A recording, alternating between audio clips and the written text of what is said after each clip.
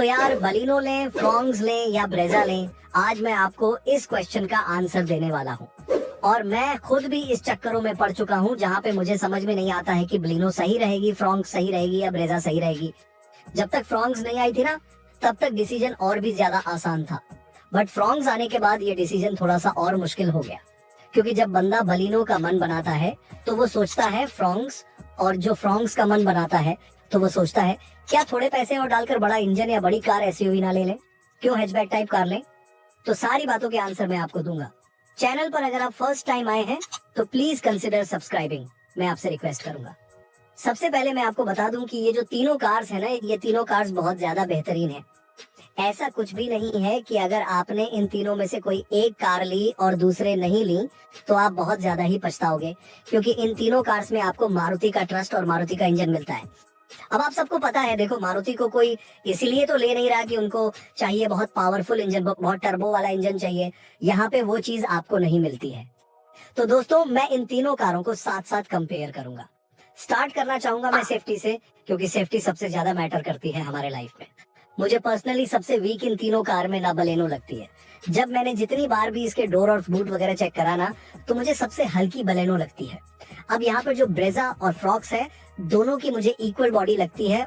आपको पता ही होगा कि जो फ्रॉक्स है बलेनो से निकली है, सेम ही प्लेटफॉर्म है, पर अगर मैं बिल्ड क्वालिटी की बात करूं तो वो डेफिनेटली इम्प्रूव्ड है।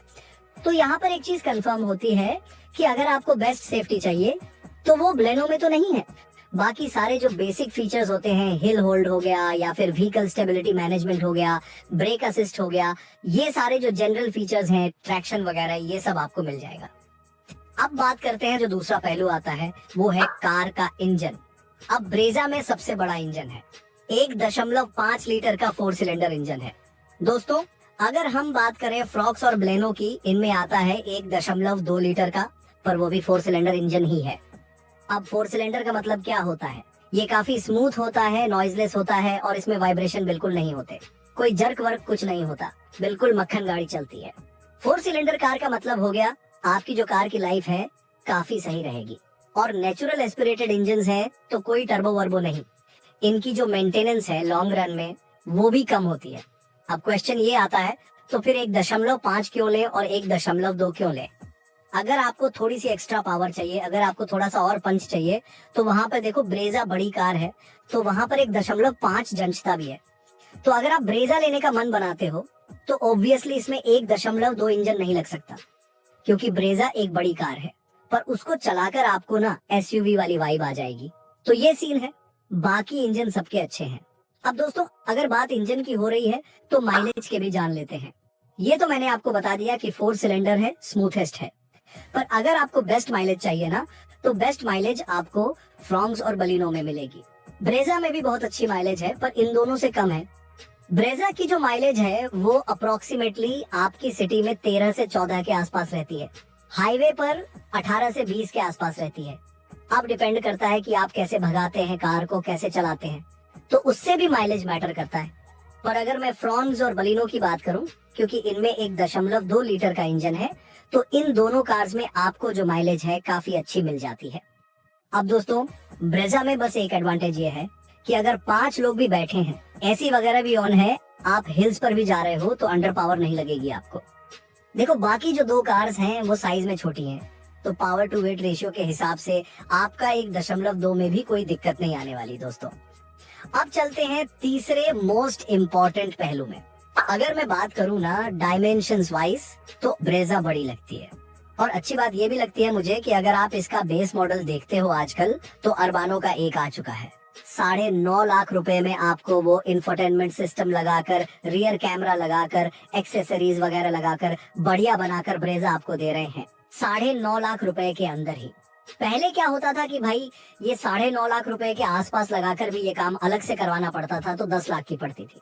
तो यहाँ पर थोड़ा सा एडवांटेज कंज्यूमर्स को मिल गया है, आपको आफ्टर मार्केट नहीं जाना पड़ेगा।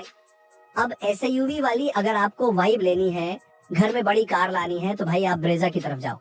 क्योंकि दोस्तों सोसाइटी में ना 2 तरीके से आप कार बाइंग एक्सपीरियंस के मजे लेते हो। एक होता है कि आपकी पर्सनल खुशी है कि आपने जो कार ली आप खुश हो, जब जाके टाटा के टियागो ले आइए, पंच ले आइए, मैक्सोन ले आइए, वो आपकी पर्सनल खुशी है, आपका जो मन करे आप वो ले आइए। पर एक जो दूसरा पहलू है ना सोसाइटी का, रिश्तेदारों का, अगर आप बलिनो लेते हो ना तो संभावना वो छोटी कार में ही काउंट कर जाती है, क्योंकि that's a hatchback car. Brezza फिर भी कंपैरेटिवली आपकी एसयूवी वाली वाइब देती है, बड़ी कार में काउंट होती है, तो एक ये फैक्टर ऐड होता है।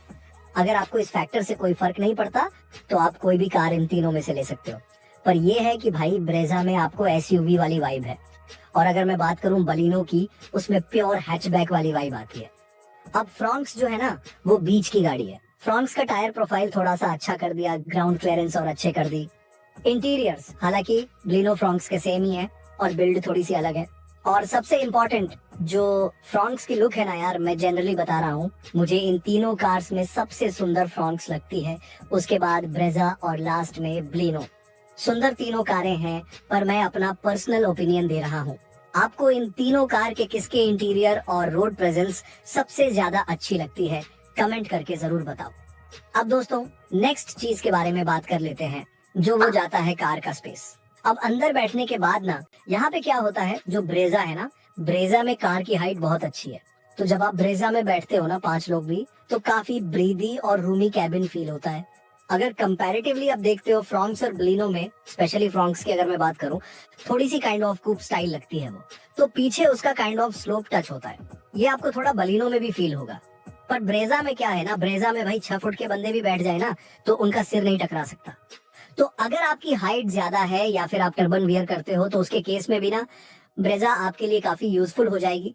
बाकी मैं आपको ये भी सलाह दूंगा कि खाली स्पेस और हेडरूम की वजह से बाकी कार्स को मत कैंसिल करना। जब आप शोरूम जाइए तो बैठकर देखें सारी कार में, आपको जहां कंफर्टेबल फील होता हो उसके हिसाब से आप फैसला ले लें। नेक्स्ट चीज के बारे में मैं जो बात करने वाला हूँ ना, उसमें कुछ भी मेरा नेगेटिव नहीं है। वो ज्यादा है कार की जो ओवरऑल एक वर्थनेस निकल कर आती है, वैल्यू फॉर मनी वाली बात निकल कर आती है, जिसमें आपकी कार की मार्केट वैल्यू भी आती है। आप इन तीनों कार्स में से कोई भी कार अगर बेचने जाओगे ना, तो आपको भाई बहुत अच्छे रेट मिलेंगे। लोग हमेशा ही तैयार खड़े रहते हैं। अगर आप साफ कंडीशन में कहीं पे दे दें डीलर को या बायर को, आपको बहुत अच्छा पैसा मिलेगा। अब मुझे पर्सनली पता क्या लगता है, अगर आप बेस मॉडल ब्रेजा का लो ना, तो मेरे को लगता है कि उसकी रीसेल बहुत अच्छी है, क्योंकि आपने 9.5 लाख रुपए लगाए, और जब आप कल को 5-6 साल बाद बेचते भी हो ना, तो भी आप आराम से 5 लाख रुपए के आसपास वापस ला सकते हो, क्योंकि वो बड़ी कार में काउंट हो जाती है। कंपैरेटिवली जब आप बलिनो या फिर फ्रॉन्क्स को बेचते हो, तो उसमें आपको अच्छे रीसेल तो मिलती है, जल्दी भी बिक जाती है, पर थोड़ा सा कम पैसा मिलता है, क्योंकि वो हैचबैक कैटेगरी में कंसिडर होती है। नेक्स्ट, अगर आपको ऐसे शख्स हो जिसको भाई चाहिए कार का सस्पेंशन बहुत अच्छा परफॉर्म करे, तो फर्स्ट मैं ब्रेजा को कंसिडर करूंगा, क्योंकि ब्रेजा का सस्पेंशन काफी अच्छा परफॉर्म करता है। इसका साइज भी बड़ा है, इसमें यूनिट भी बड़ी लगी हुई है।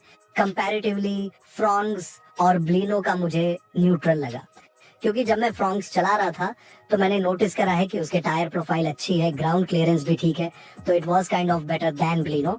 बाकी बलिनो का भी अच्छा है। अब बात कर लेते हैं बूट स्पेस की। तो सबसे प्रैक्टिकल बूट स्पेस मुझे ब्रेजा का ही लगता है, क्योंकि ऑब्वियसली उसमें थोड़ा सा बड़ा बड़ा लगता है, बड़ी कार लगती है। कंपैरेटिवली सामान आपका बाकी कार्स में भी आ जाएगा, but it is just that कि ब्रेजा में आपको थोड़ा सा एक्स्ट्रा ही सामान रखने का या बैगेज रखने की जगह मिल जाती है। दोस्तों मैं एक चीज यहाँ पर ऐड करना चाहूंगा कि अगर मैं इंटीरियर क्वालिटी की बात एक बार करूं, तो यहाँ पर ना आप थोड़ा देखना, क्योंकि ब्रेजा के इंटीरियर्स मुझे थोड़े कम अच्छे लगते हैं अगर मैं उसको कंपेयर करता हूँ फ्रॉन्क्स से। मुझे पर्सनली जो फ्रॉन्क्स के अंदर इंटीरियर्स दिए गए हैं वो थोड़े से ज्यादा बेटर लगते हैं। तो दोस्तों इस वीडियो में मैंने काफी सारी चीजों के बारे में बात करी है, अपनी बेस्ट एक्सपीरियंस और नॉलेज को मैंने शेयर करा है।